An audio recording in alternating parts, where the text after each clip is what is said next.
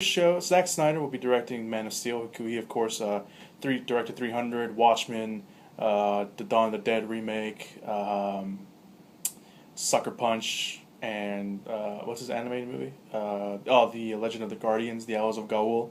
Yeah, that's a mouthful. So there you go. He'll be directing the Man of Steel movie, and he showed a new trailer which debuts with this week's The Dark Knight Rises. So if you're a Superman fan, you'll get to see you'll get to see the trailer for The Dark Knight Rises. The trailer was sort of a Batman Begins vibe to it, a hinted sense of reality, which that allows its fantastical elements to really stand out.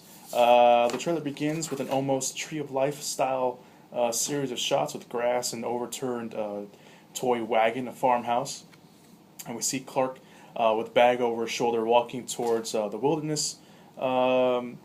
In the wilderness, there's dialogue from Henry Cavill, because Henry Cavill is playing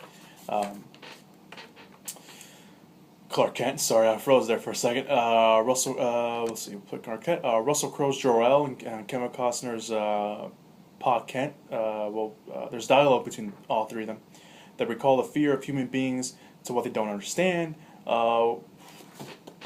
Okay. That was not added for effect. We see how the world. There's a quick series of shots of Jor-El, Amy Adams' character Lois Lane, and Michael Shannon's General Zod. Although Snyder wouldn't confirm that it is actually General Zod.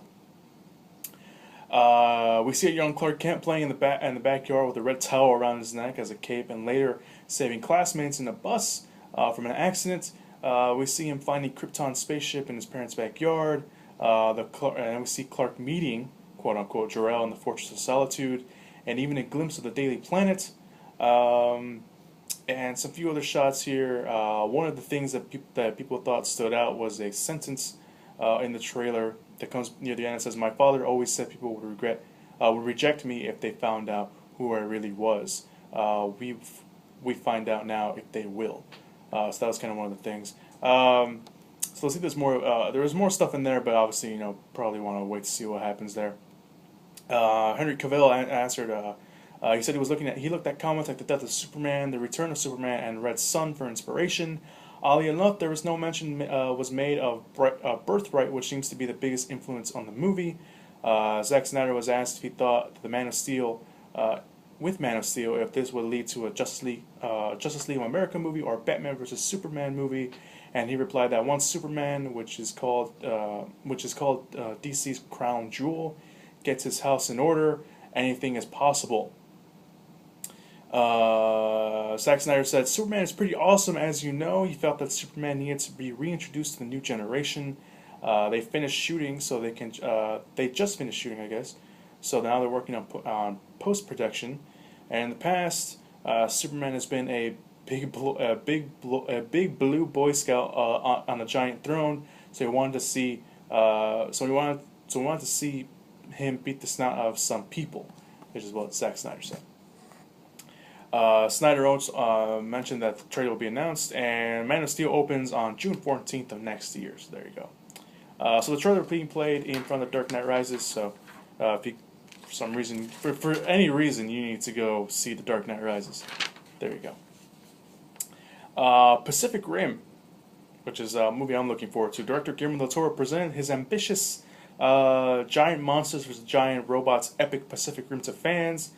Cast members Charlie Hammond, Charlie Day, Rinko Kikuchi, I don't know how to say her last name, and she's obviously not American, and Ron Perlman were in attendance, along with Legendary Pictures' Thomas Toll. He's one of the big shots over there at Legendary Pictures. And apparently Del Toro and the crew put on a show for fans at Comic-Con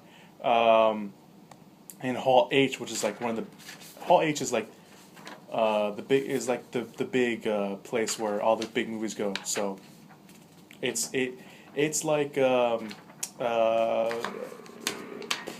Wrigley Field or U.S. Southern Field here in Chicago.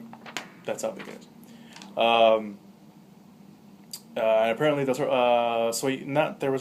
usually there's only one big screen where they show everything. No.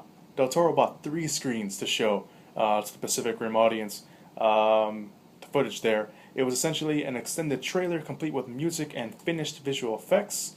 The trailer, the footage was, as Guillermo del Toro put it, was called Robo Porn.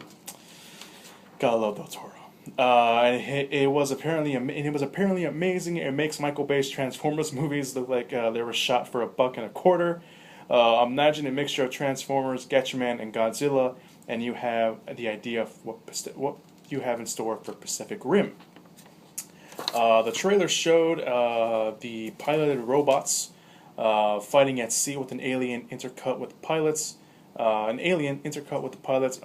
they are given a rousing speech from Idris Elba's character, who is a commander, who declares, "Today we are canceling the apocalypse." Del Toro announced that after Comic-Con, though, Pacific Rim is going to a media blackout until year's end, in which we will see the trailer be released later this year. Del Toro also explained that he did not want his robots brought to life via motion capture because he didn't want them to move like humans, so they went the old school CG animation way. He also told his animators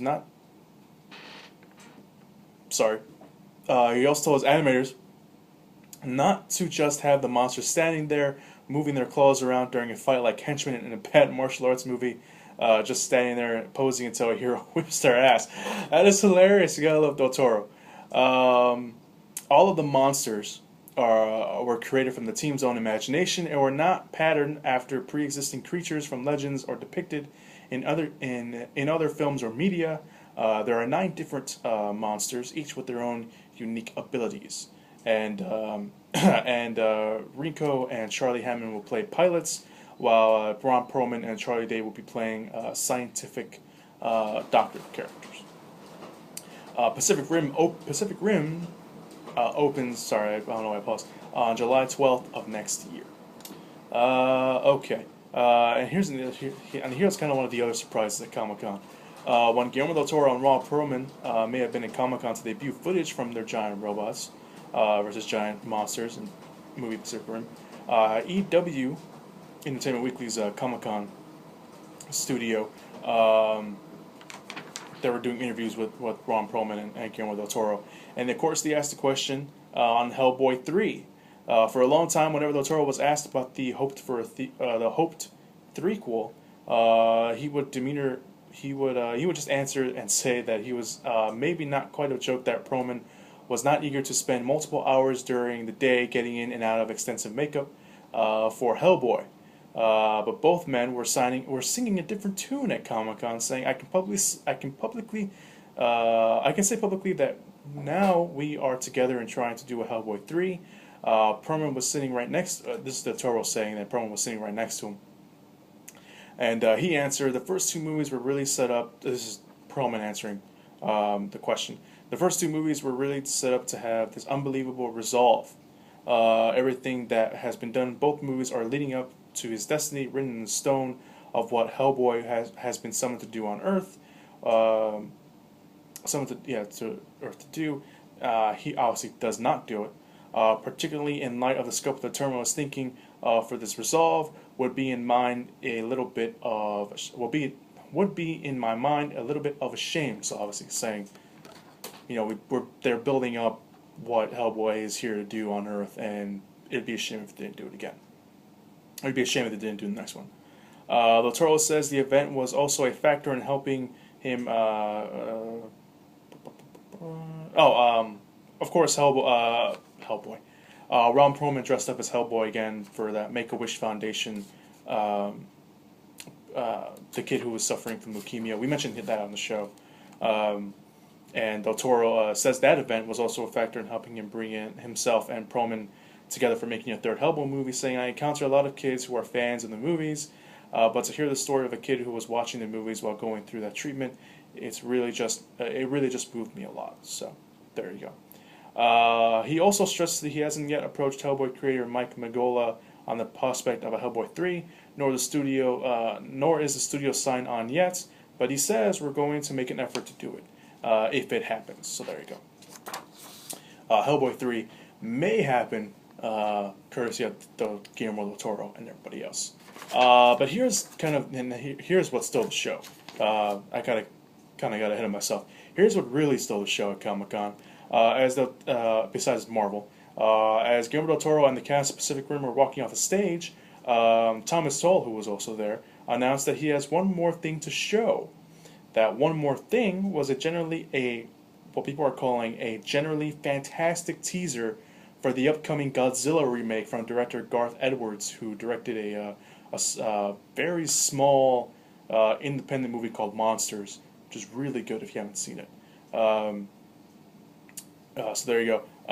No one knew what was being shown when the clip opened. The clip opened with a devastated city that looked like it had been ravaged by a massive force. Buildings had chunks missing, things were on fire, and the camera panned around the city that saw what looked like sort of like a creature laying on the ground. And the screen went to black, and they heard the familiar roar of Godzilla, and then they saw an epic Godzilla walked out of the smoke. Though they didn't get to see the creature, much of the creature, since it's merely a test reel and not footage from the film. People still went nuts when it happened, and they, put the Godzilla logo on the screen. People were going crazy over that, and Thomas Tull had nothing but great things to say about director Garth Edwards, who put the trailer together, and he said the guy is the real deal. He was talking about Garth Edwards, saying that. Edwards actually then came out on stage, and he was clearly overwhelmed by the positive response, which he was getting to witness. He said that his vision of Godzilla is to take it really seriously. He said there's nothing sci-fi; it's really grounded and realistic. And he also said he wanted to approach Godzilla the way that Guillermo del Toro is approaching Pacific Rim, and what would it be like if this actually happened?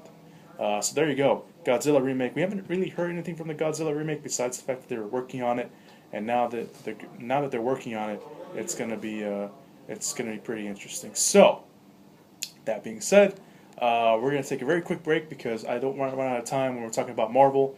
So we're gonna take a quick song break. When we come back, more.